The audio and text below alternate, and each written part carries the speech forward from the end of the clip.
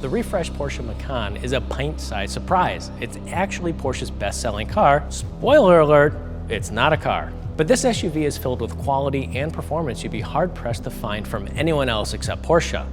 With its $75,000 as-tested price, it comes with some cool and quirky stuff you might want to know before buying.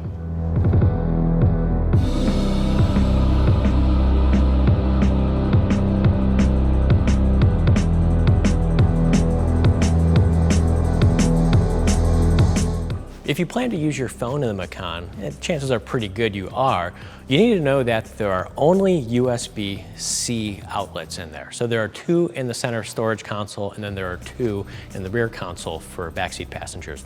Most iPhones still don't use the USB-C, so you have to have an adapter or a converter to do so. I learned the hard way when I left my house with the 7% battery life, got in the car, nowhere to charge my phone. So I had to go and buy a little cigarette lighter with a USB, charge it up, and I honestly haven't felt that helpless since the early 2000s when I was driving a box Caprice with a Kyocera phone and a broken cigarette lighter.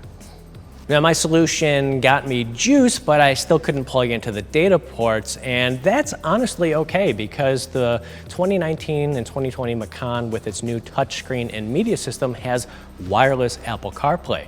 So I was able to stream Apple Carplay even though I didn't have a corded connection to the car, and I just got juice from the DC charger. Wireless CarPlay still has limited availability industry-wide. There are only a few automakers doing it. So it's great because all you have to do is jump in and it automatically starts CarPlay, and it works really well. However, unlike a Lexus or a BMW that has wireless CarPlay and a widescreen, you can't view full screen CarPlay, which is unfortunate because I found limited use for the widgets and modules that Porsche puts elsewhere on the screen. I really just wanted CarPlay to take up the entire screen. This is a gorgeous steering wheel, very Porsche-like. You could be sitting behind the wheel of a 911, and it has a hidden feature. Below the bottom spoke on the back of the steering wheel is a small heated steering wheel button. Buy it new and you'll luckily get the full demo and be shown where this is and how to use it. But buy one used and you might be surprised by an unexpected feature when you hit the button and heated steering wheel pops up on the gauges. Another somewhat hidden feature is the brake hold function. Now this is going to hold the brake in traffic to ease driver fatigue of holding the brake while you're stopped in drive. In most cars, there's a button that activates the feature and then slowing to a stop turns it on. On the Macan, you press hard enough until the feature is activated. You may not naturally press that hard on the brake pedal when you're stopped in traffic to activate this feature, and you may never know that you have this very traffic-friendly feature. Now on the steering wheel mounted mode selector, honestly, this is the perfect spot for this mode dial. The center button has a sport response function when equipped with the Sport Chrono package.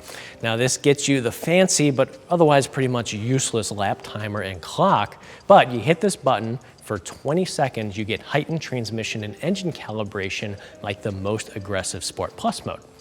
I really wanted to treat the button like an overboost or nitrous button, hitting it and pushing back in my seat, but it really just makes the transmission downshift and engine respond quicker. And that's cool though, because then you don't have to be in the aggressive Sport Plus mode all the time.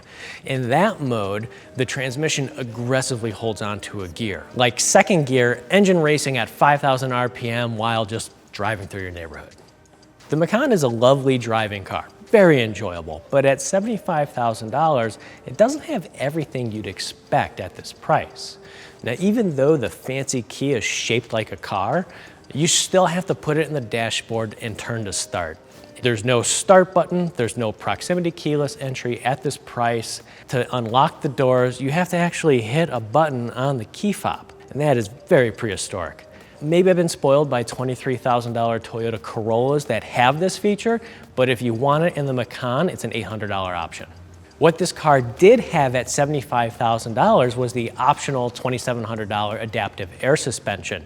It's been tweaked for 2019 with new shock absorber hydraulics and internal components.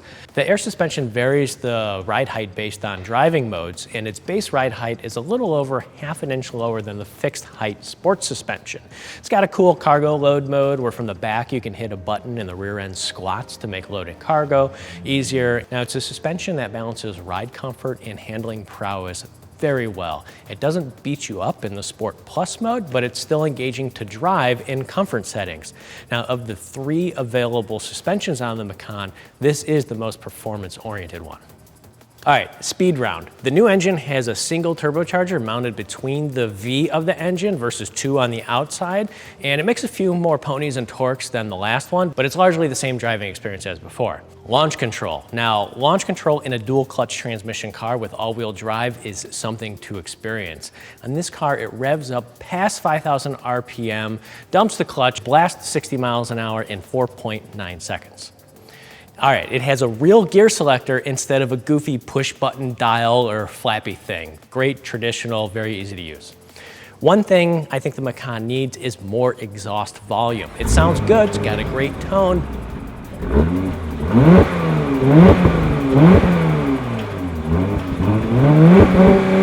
But needs more volume, like the snarling exhaust in the BMW X3 or X4 M40. Porsche does have an optional sports exhaust, but it's $3,000.